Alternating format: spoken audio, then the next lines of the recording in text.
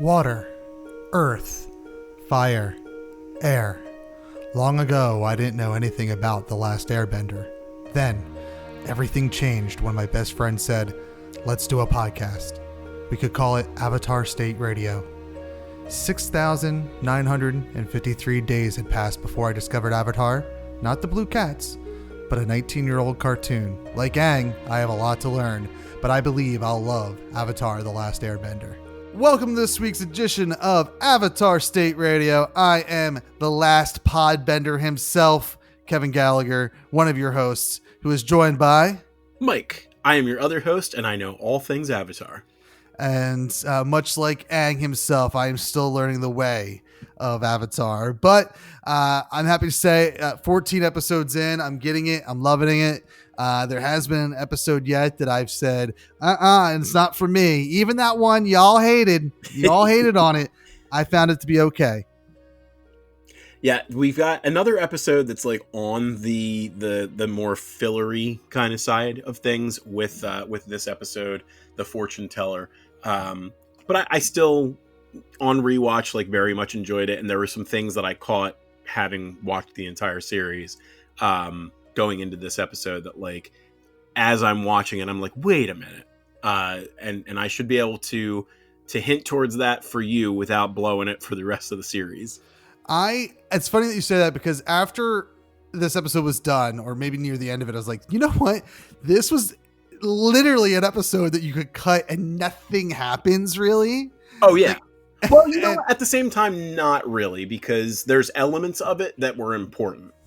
Well, and I think I know what elements they are. But in reality, like, this was an episode where I was like, why did people have so many issues? Because at this moment in time, when you're 14 episodes deep, this episode is no different than, what was it? Episode, The Great Divide. Yeah. Like, it is really no different than that episode. I think it was the presentation of the two episodes. Like, this episode had a lot more stuff that was done well and fun. Whereas maybe in The Great Divide, things felt a little hokey and like, manipulated and manufactured. Yeah, maybe. And I don't know. It's just funny to me. And now I will say that this episode was better than that episode. I enjoyed it more. But it is funny to me that how, like, I don't know, everyone had a stick up their butt about that other episode, and I mean, maybe they did it about this one. I don't know. You usually tell me the levels, the ratings and stuff. So the score, as it were, this one actually scored a 7.7, which is at least 0.7 above The Great Divide. So, so it is one of the lower rating ones. So it's one of a handful under 8, right? Yeah, there's not that many that are under 8. Great Divide was almost a full point under the Fortuneteller. It was a 6.8. Oh, wow. And I mean, I get it to some extent. Like, it felt very hokey. The Great Divide was like, these characters seem like uncharacteristically immature. Now, I won't pretend that some of these people who are idolizing the Fortuneteller in this episode weren't being kind of silly too. But maybe it was just presented a little bit better. Right. And that episode didn't have the calm man that this episode had, and the platypus bear. I didn't call out the calm man, but I did call out platypus bear. But it opens with a very sweet scene, to kind of, I guess, make up for the dreariness that Aang was feeling at the end of the previous episode, where he makes Katara a replacement necklace. Which we don't see after that scene. I don't know. Oh my God. I didn't notice that. Kept looking at her neck the entire episode going, where's the necklace? I don't think that it shows up in any other scene. Now, do you think that's a purposeful moment, or like just a continuity error? I think it was a continuity error, to be perfectly honest. Oh man, because you figure, like, if it was intentional, they would have shown you her taking it off, or like Aang being hurt by the fact that she wasn't wearing it, right? Because it meant so much to him that she was wearing it, and like as soon as she put it on and it went into that like lovey-dovey like haze. of him like looking at her, I was like, oh my God, it's happening. It's Yeah, happening. I knew that you were hinting towards that earlier in the series. And this is like the first time that like they even hint at the idea of like a romance being possible. Well, and like I feel like since the beginning, Aang has definitely been crushing. I don't know if it's really been like that, but I feel like especially that first episode, like he definitely had a little bit of a crush going on. Right. But it was full on apparent this episode. And I'm jumping ahead because screw it. I don't care, guys. By the end of this episode, she realizes that, if the fortune teller is right, Aang is the powerful bender that I am meant to marry. Right. Is this the possibility that she was talking about? Like, is that the route that we're going to go down? Now, at the same time, the fortune teller does, and we are jumping around. This is going to be one of those jumpy episodes.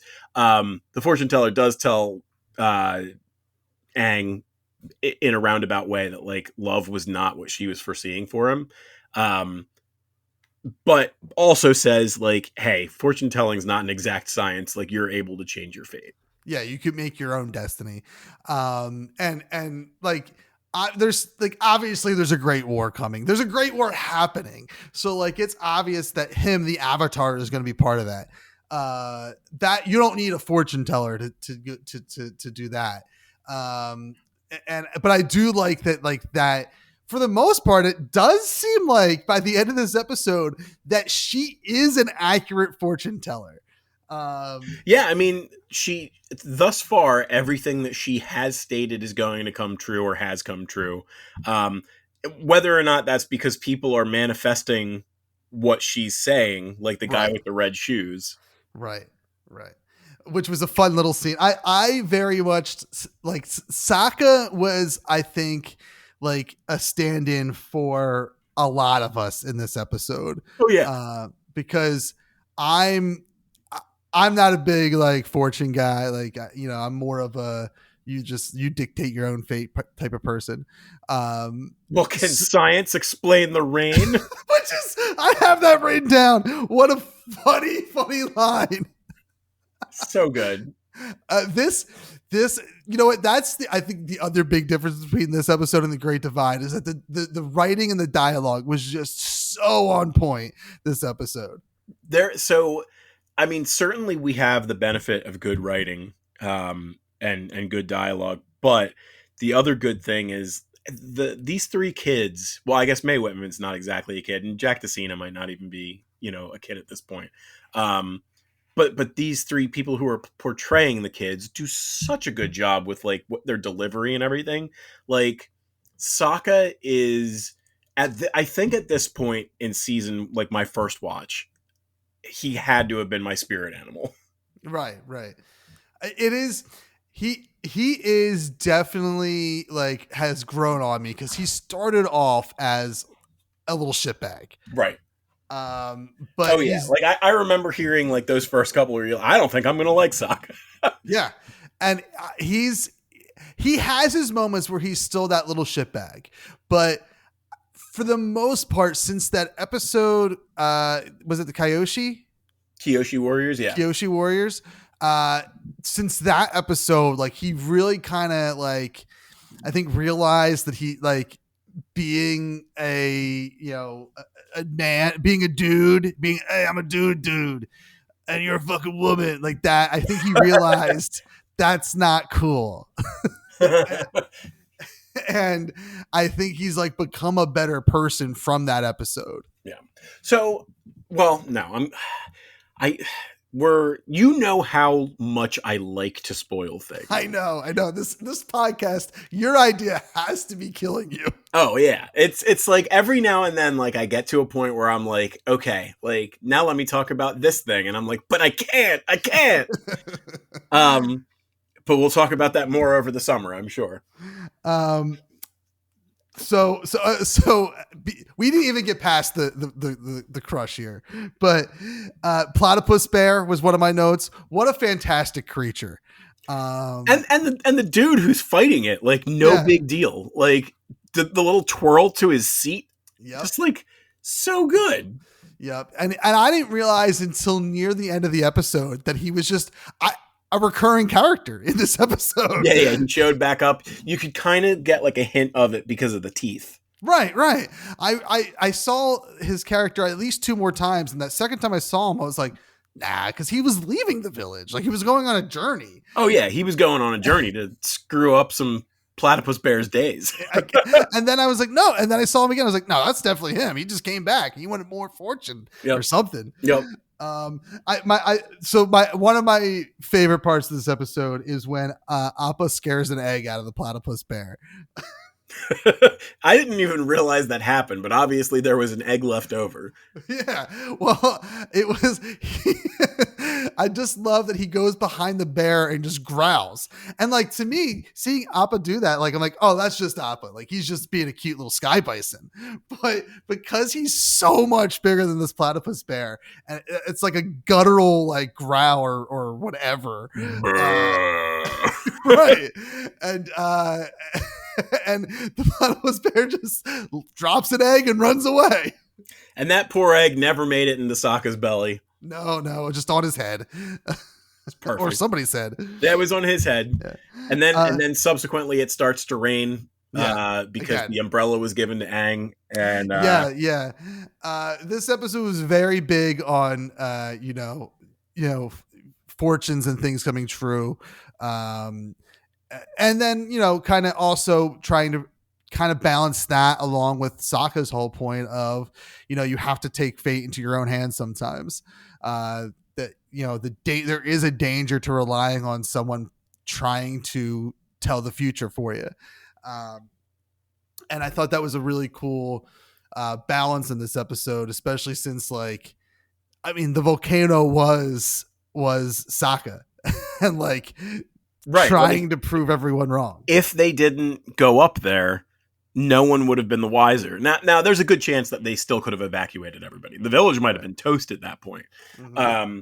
But I mean, it's the Avatar. We've seen them do some crazy stuff. You figure lava doesn't flow quite as fast as like the water from that episode where Sokka saved everybody in the town. The town might have been destroyed. But that would have gone in the face of what the Fortuneteller said. So it is funny that like one's disbelief was what caused the belief to be real.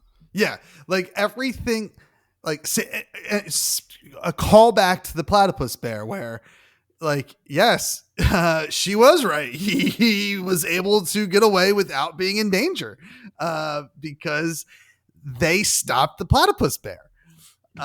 Just like they stopped the village from burning down. Right. And a lot of what she was supposing were things that Sokka kept on making like observations about, like, well, of course, this is an easy guess to make. The sky is gray. Of course it's going to rain. Yeah. And that, I mean, really, that's all fortune telling is, right? It's just kind of observing and making a very good educated guess. Or a vague enough guess where it can encompass anything. Exactly. And that's what, she does. And like, I don't know, I'm sure she probably knows that it came up in conversation that Katara is a bender. So, all right. So Katara knows benders. Chances are at some point you're going to run into a very powerful bender. So like, it might not be Aang. Is as excited as I am that, right now they're pushing, I don't even, Kataang. Is that their couple Kataang, name? I believe is the official colloquialism. So so they're pushing Kataang and I'm all for Kataang, but obviously I think you say, has there been a bender other than Katara?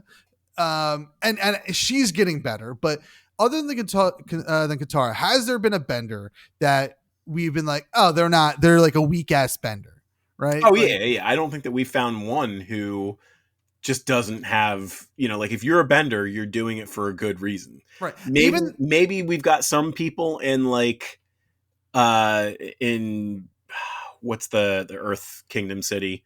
Amashu, who were just doing like basic stuff, but I mean, I would assume that they're not the great bender that we're looking out for Katara to be with, right? But even the kid, one of the twins in this episode that is an earthbender, like he's maybe a little older than Aang, maybe the same age as Aang. It's hard to tell. Right. But like he was helping clear that path for the lava to go into expertly. Right. So, you know, I think you're right. Like it's vague enough to be like, it literally could be any bender. And further, like the eye of the beholder, you know, like just because Aang is a better bender than somebody doesn't mean that like when Katara meets someone she's in love with, she's not like, oh man, he is all powerful. Right.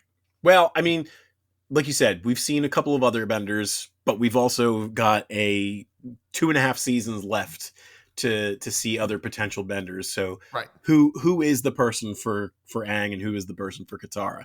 Who knows? If it even gets that far, because again, this is a kid's show. So like, I'm sure like the lovey-dovey stuff is like such a small part of this show.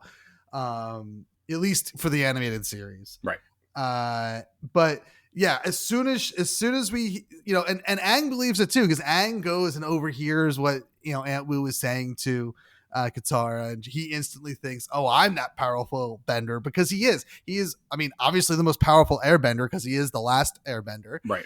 But and then potentially is going to be amongst the strongest benders in the world because of the fact that he's the Avatar. Exactly.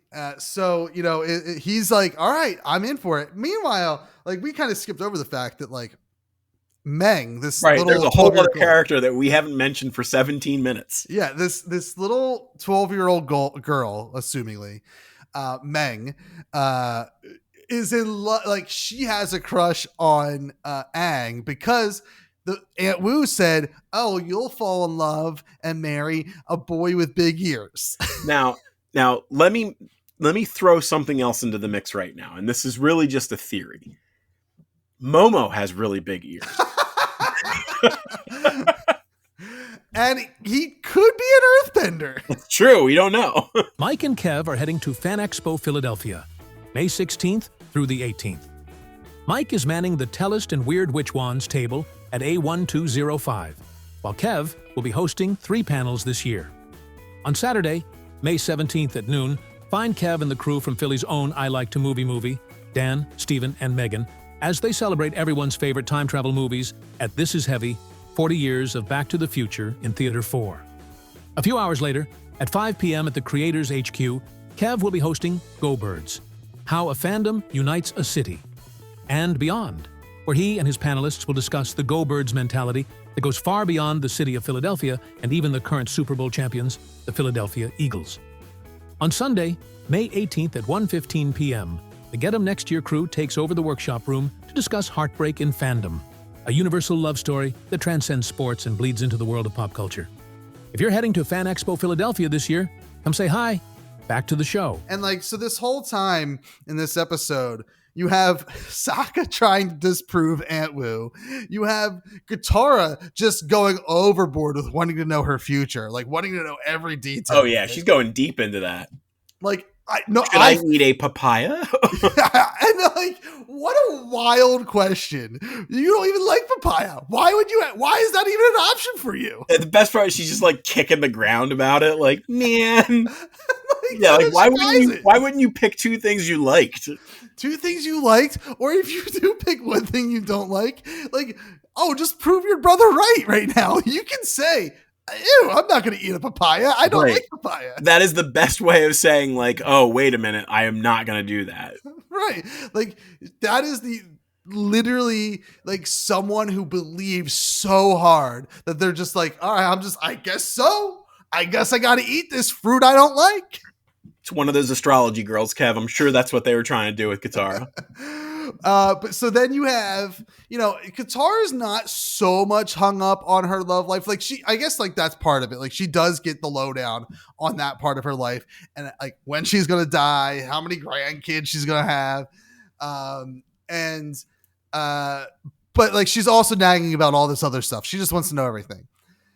But then you have Aang, who is like trying to play it cool because of Sokka's awful advice, and like to win Katara over, while you have Meng like crushing over Aang, trying to do what she can to get Aang to notice her. It was a fun little, like, this episode was just full of fun. all aboard, despite the volcano exploding and potentially ruining the village. Right. It was a filler episode for sure, but it was still, I feel like, more enjoyable than The Great Divide.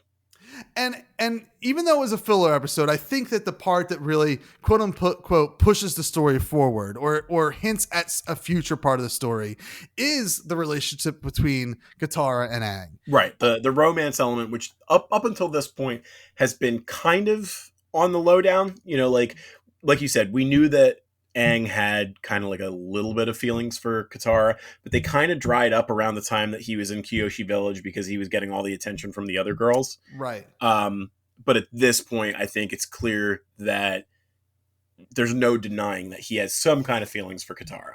And by the end of it, you know, I think she's thinking about it at this point. Oh, yeah. She's at least open to the idea of him liking her. Although maybe not. Maybe she doesn't notice it. Maybe I'm reading into that wrong. Yeah, I don't know. I honestly don't know if she's noticed it. Like I would have said before this episode that like she did notice it in previous episodes and she just kind of like let it be because he wasn't being overly into it. Right.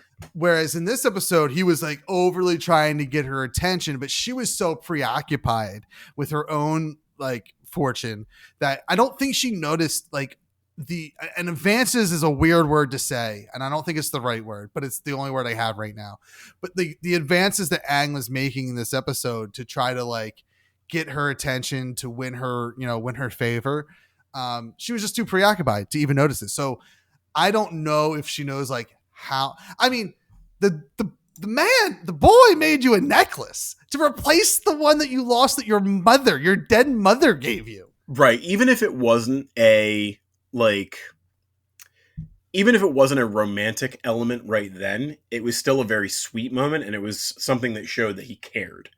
Absolutely. And I would say 9 out of 10 times that's a romantic gesture. Like it's rare that it's not. Right. But and in this case it was. Like it totally was. And I'm very glad that this episode happened, if for anything else, to push that story somewhere, because it wasn't one that I honestly thought would happen, because again, this is a story about kids, right, and a war.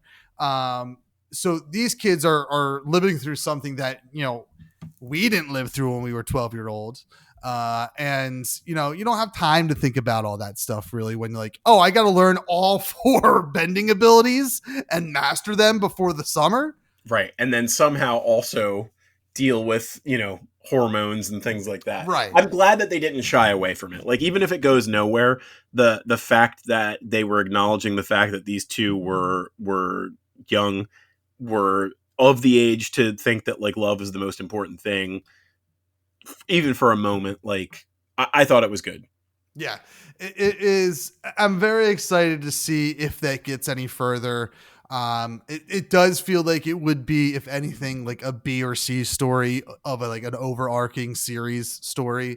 And ultimately, you know, as much as I want Kataang to happen, I honestly think that at the end of the day, like what makes this group work is that they're a family. Right. And not that them being romantically involved takes away from that, but it obviously complicates it, especially if things go wrong.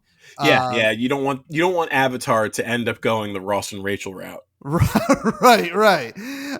So ultimately, you know, I hope they don't drop it. I hope that it's like acknowledged in some way. But I do think that it's going to be something that like is just either, you know, they realize isn't right, or like it kind of gets like, hey, we don't have time for this. And like maybe it's like a series finale. Guess what? We won the war. Let's go have a family or something like let's make our own family. And I mean, we do know, like, again, this is me trying to be vague like Aunt Wu. We do know that the Korra series takes place years and years and years in the future. So do we get to see some, you know, how things play out? Do any of Aunt Wu's predictions that are more long-term, are they accurate or not? Right. Cause she's telling these love fortunes to a 12-year-old and a 14-year-old. Right. So, I mean, even now, again, in a TV show, if these two are meant to be together, they're going to be together at this age forever. But like realistically, who you're crushing on when you're 12 or 14 years old isn't the person that you're going to be with when you're 40. Right. Now, I will say things are forged in fire. So, if you've got two people who are suffering through the same calamities, maybe things are a little bit different. Yeah, absolutely right. And again, and in a TV, like, in Power Rangers, Pink Ranger and Green Ranger are obviously going to be together because that's just that's what we all want. So you're going to give it to us.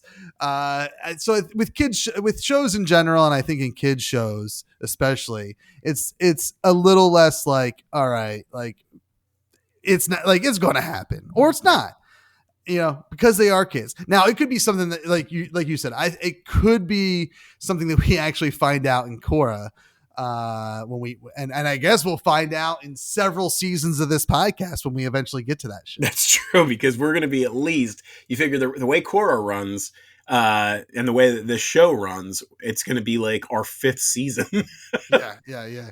So let's see, what are my other notes here? Something that we didn't even talk about was the combined co-bending powers of our little lovely Kataang here, where they go like in order to get the village to believe that there's danger, they have to get Aunt Wu to predict that the volcano is going to explode despite it smoking and shaking the earth. Right. They need Aunt Wu to say this. So what a great use of, and I think we talked about this earlier, like me questioning like, could you like combine your bending powers? And I think I was referencing more so Aang doing it himself as the Avatar, but what a great way to like use, yes, there's water in the air and in clouds and there's air in clouds. So we can get up there together and like work together to reshape the clouds. Right. And this was, I think, right in reference to that episode where they were going above the clouds and above like where Commander at the time, Zhao, was firing, cannons basically at Team Avatar. Right. So yeah, it is fun to be able to draw back to that in this episode. And how funny was it that like of all the shapes that it could have been, it was a skull. Right. Yeah, I thought it would be I thought they were going to make a Fluffy Bunny because Fluffy Bunny was doom and destruction. Right. No, they did a good job with it. I liked the idea of the cloud reading as like an element of what Aunt Wu did. I thought that she did other stuff in her facility as well, on top of the osteomancy, because she did the reading of the bones for Aang, and I thought she did something different for Katara, but I may have been wrong. Yeah, we don't palm reading she did. Oh yeah, palm reading. That's exactly it, because she mentions you didn't read, or one of them says like, you didn't read my palm. Sokka says you didn't read my palm. And I think she mentioned something about reading her Katara's love line, right? Something like that. Like she read Katara's palm and love line. She doesn't need to see Sokka's palms because it's all over his face. Right. And then for Aang, she used the bones, which I thought was cool. That was such a cool little scene. Right. And osteomancy is a real thing. Like it's a real style of fortune telling that we've seen in movies and stuff like that in the past. Like you and I have watched the Willow series, and like in the prequel stuff, in the movie that preceded it, the High Aldwin used to read bones and stuff like that. So, but yeah, again, so. And then my favorite line. No, not my favorite line was the rain line. Like, do you need science to read the rain or whatever? But another good line was the very end when they're saying goodbye. Katara realizes maybe Aang is my boo. And they all get on the thing and they're saying bye to everybody. They're saying bye to Meng and they take off and she goes, floozy. Yes, very, very much in line with what we know of that character thus far. Yeah, which is so funny because like earlier when we didn't even talk about this, when Meng confronts Aang and is like, oh, like it's like I know you don't like me, but I'm crushing on you, and I know you're crushing on Katara. Like she's very supportive of that. Not only is she supportive, but like especially like she seems probably younger than Aang, if not the same age. She's very like emotionally understanding. Yes. You know, like Yes. she's already come to terms with the fact that like, oh, this probably isn't my person. Just because he's got big ears doesn't mean anything. Right. So like we see her being like so supportive and emotionally understanding, and just that little like dig at the end, and just so it makes me hope we see that character again. Well, so we'll jump right into trivia if you're ready. Overall, thoughts on the episode. I loved it. It was a good filler episode. I think that out of all the filler episodes, it's probably one of my favorite ones, and I'm really glad that it put some fuel on that Kataang fire. Right. Yeah, it didn't do anything to get them any closer to point Z or anything like that. Right. But I think at the same time we have to look at the series not just as, okay, we got to get to the Northern Water Tribe. It has to be how is our family growing? Right. Yeah. Totally. So. All right, hit me with that trivia. All right. So Meng, I can't say much for Meng right now because I'm trying to be vague, but the actress who voices Meng does go on to portray one of the bigger characters in the Avatar series. Interesting. So when I first realized that was the voice that I was hearing, I was like, whoa, like they must have really impressed the directors to a high degree in order to, this voice actress will show up, we'll say at least one more time. Okay. One of the other extras that I have is the Calm Man was based on a specific security guard at the Nickelodeon studios. So somebody had to be just so chill about everything that they were like, all right, we're putting this guy in the show. I love when shows do that. Like they just include like the most random inspiration for a character. Mm-hmm. Well, I mean, it's like up there with the Mario game being inspired by like the supervisor or the landlord or whatever of the Nintendo of America headquarters. Like you just had such an important like role to play that they were like, all right, that guy's Mario. One other thing is you mentioned the one twin, and I'm glad you did that because I was aware of who it was, but I forgot this piece of my trivia. So he is portrayed, the one who had a voice was portrayed by Cameron Monaghan, which is, I believe that he was in Gotham. Is that the Joker? Yeah, it would have been the Joker. And then Fallen Jedi. Yeah, and then he's from just like you had mentioned. So that is why he has such good bending abilities, because he also has the Force. Yeah, totally. No wonder he's not an Earthbender; he's a Jedi. Right, he is a survivor. He's Cal Kestis, widely believed to be like amongst some of the best Star Wars video games. Yeah, I haven't finished the first game, but it's so good. Yep. But we can save that for our Star Wars radio show. There you go. Well, that wraps up my trivia. I don't want to take steps in the wrong direction and say more than I should. All right. In that case, I think once again, we can take a rest. We can go find our cabbage man, turn the lights off here at Avatar State Radio. But before we do that, make sure you head to avatarstateradio.com. You can find all our episodes of this podcast there. Catch up on our backlog. If you're just tuning in now, it'd be weird if you were, because we're talking about a show 14 episodes in. And like 20 years old. Yes, and 20 years old. You'll also find our contact information there for our individual social medias. You can find me on most social media at ThatNerdyKev, or you can just go to ThatNerdyKev.com. And Mike, where can they find you? You can find me at TELUS.com, and that'll usually take you into the other directions that you might want to go. But if you want to look at a couple of places in particular, Patreon.com/TELUS is where you can find some digital premium goods, such as maps and TELUS art way before it's available on the TELUS website. And TELUS.etsy.com is where you can find some physical premium goods, including 20 by 40 inch battle maps, some cool books, some cool tabletop games, and some one-of-a-kind handcrafted magic wands. And before we turn the lights off officially, just say it with me, folks. Hashtag Kataang. We'll see you next time right here on AvatarStateRadio.com. What's up?